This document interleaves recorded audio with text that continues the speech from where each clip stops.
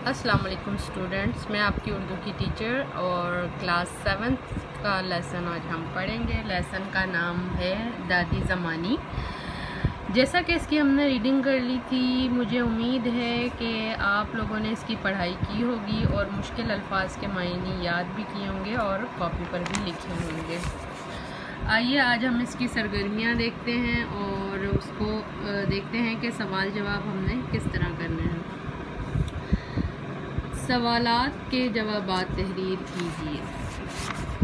اب آپ احتیاطاً ایک بار پھر اس کی پڑھائی کر لیجئے گا تاکہ اگر آپ کو کوئی پوائنٹ بھول گیا ہے یا کوئی سٹوری اگر آپ کے ذہن میں نہیں ہے اس لیسن کی تو آپ کے ذہن میں وہ تازہ ہو جائے اور اس کے بعد آپ بہتر انداز میں سوالات کے جواب ڈھونڈ سکیں گے، ٹھیک ہے؟ سوال نمبر 1 ہے، بچوں کے لیے دادی زمانی کا گھر بہترین ٹھکانہ کیوں تھا؟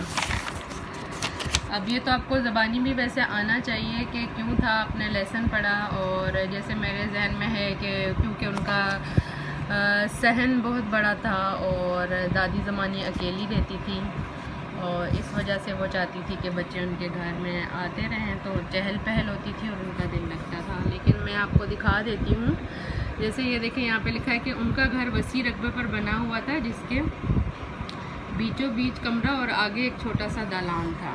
اور پھر ایک پوائنٹ آپ یہاں سے لے سکتے ہیں کہ کھلے صحن کا فائدہ اٹھا کر بچے خوب مزے سے کھیلتے تھے، ٹھیک ہے؟ سوال نمبر 2 ہے، بچے صرف کھیل کود کے لیے دادی زمانی کے گھر کے رخ کرتے تھے یا اس کی وجہ کچھ اور بھی تھی؟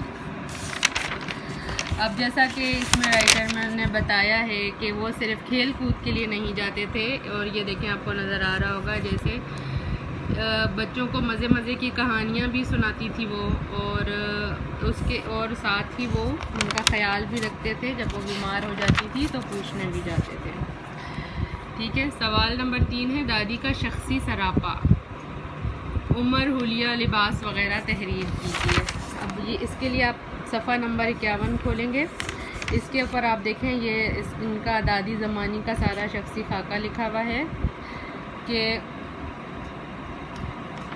وہ نہایت صاف ستھری رہا کرتی، نابینا آنکھیں ہمیشہ سرمے سے سجی رہتی، خوشبو بھی لگایا کرتی، کرتا پاجامہ اور صدری ان کا مخصوص پہناوا تھی، گرمیوں میں ایک باریک چادر اور سردیوں میں اونی چادر ضرور اوڑھتی تھی، دہن پان کھانے سے ہمیشہ سرخ رہتا تھا، اور ان کی عمر کتنی تھی؟ اور ان کی عمر تھی 90 برس۔ یہ دیکھیں شروع میں لکھا ہوا ہے، ٹھیک ہے؟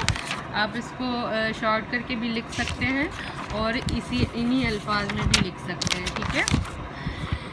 پھر ہم دیکھیں گے، سوال ہے، اس کہانی کی سب سے منفرد اور نرالی بات آپ کو کیا لگی؟ اب آپ نے ساری کہانی پڑھی ہے تو یہ آپ اپنے ذہن سے لکھیں گے کہ آپ کو اس میں کیا مزے کی بات لگی، جو الگ لگی ہو، جو آپ نے نہیں سنی ہو یا پہلے آپ نے نہ سنی ہو اور اس کہانی میں اور آپ کو اچھی لگی ہو۔ جیسے مجھے یہ اچھا لگا کہ دادی زمانی جو ہے بچوں کو اپنے گھر آنے سے اور کھیلنے سے نہیں روکتی تھی اور سارے بچے بڑی خوشی خوشی ان کے گھر جا کے کھیلا کرتے تھے ان کے صحن میں۔ دادی زمانی کے انتقال کے وقت مصنف اور محلے کے سارے بچے کیوں افسردہ تھے؟ ہاں جی، یہ آپ نے بتانا ہے وہ کیوں افسردہ تھے، کیونکہ ان کا جو ہے بہت اچھا دوست جو ہے وہ ان سے بچھڑ گیا تھا۔ دادی زمانی جو تھی وہ سب کی دوست تھیں، تو اسی لیے وہ سارے بہت افسردہ ہو گئے اور انہوں نے اپنے ایک دوست کو کھو دیا تھا، ٹھیک ہے؟ پھر ہے، اس کہانی پہ اپنی رائے 4 جملوں میں تحریر کیجیے۔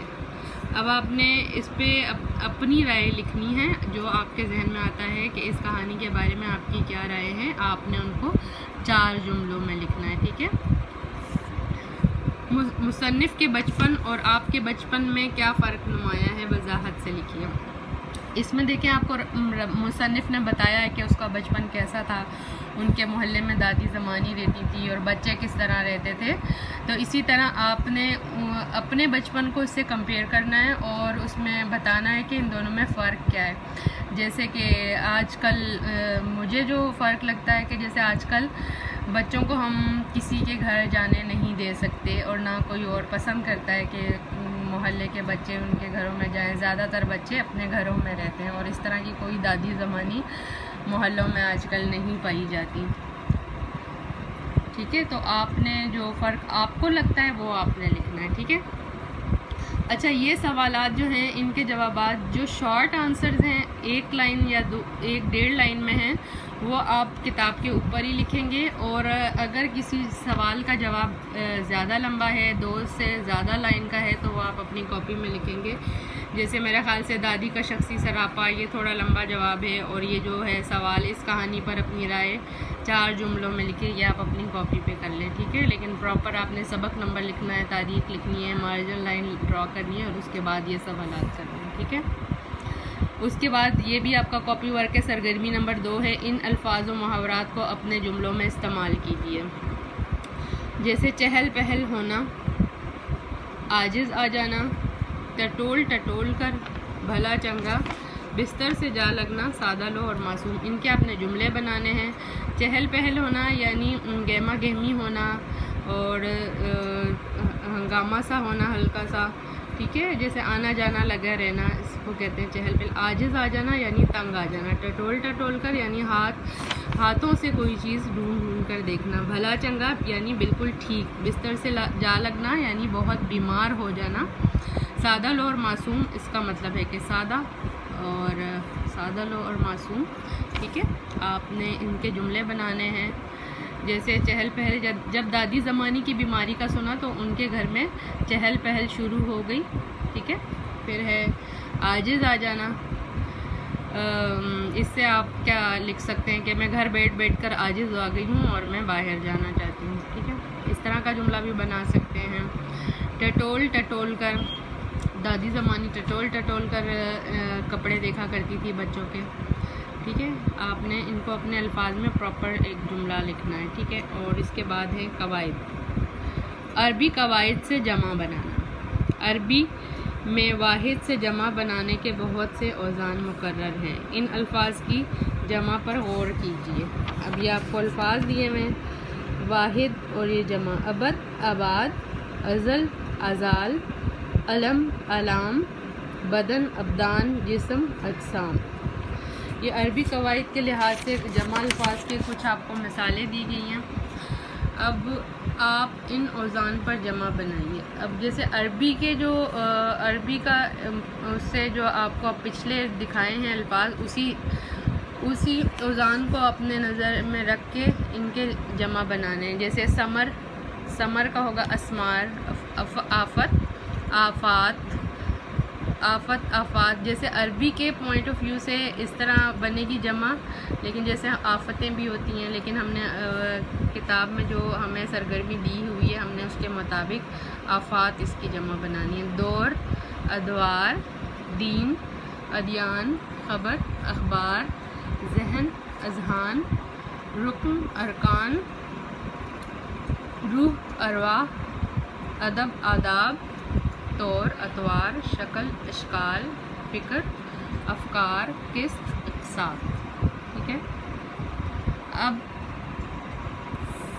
سوال نمبر 3 ہے، اس کا بے حصہ ہے. عبارت میں خط کشیدہ الفاظ کی جمع بنا کر ان کی مناسبت سے عبارت میں ضروری تبدیلیاں کر کے دوبارہ لکھیے. خیال رکھیے واحد میں ہر ہو تو جمع میں اس کی جگہ تمام استعمال ہوگا. اب یہاں آپ کو ایک عبارت دی ہوئی ہے جس میں کچھ ورڈز انڈر لائن کیے ہوئے ہیں. آپ نے اس کی جمع لکھنی ہے اور اس پیراگراف کو دوبارہ لکھنا ہے. جیسے اللہ تعالیٰ نے ہر مرض کی دوا مختلف شے میں رکھی ہے. اب اس جملے کو ہم اس طرح تبدیل کریں گے، اللہ تعالیٰ نے تمام امراض کی ادویات مختلف اشیاء میں رکھی ہیں. ہر اقسام کی جڑی بوٹیوں میں شفا ہے. افراد کو چاہیے اشجار و اجناس، بلکہ ہر کی جگہ تمام آ جائے گا، جز کی جگہ اجزاء آ جائے گا. میں اللہ کی حکمت کو سمجھے اور اوہام سے گریز کر کے اللہ تعالیٰ کے انوار سے اپنے اعمال کو بہتر بنائیں. ٹھیک ہے. اب یہ میں نے آپ کو پڑھ کے دکھایا، اسی طرح آپ نے ان الفاظ کو چینج کر کے اور اس عبارت کو اپنی کاپی میں لکھنا ہے. ٹھیک ہے.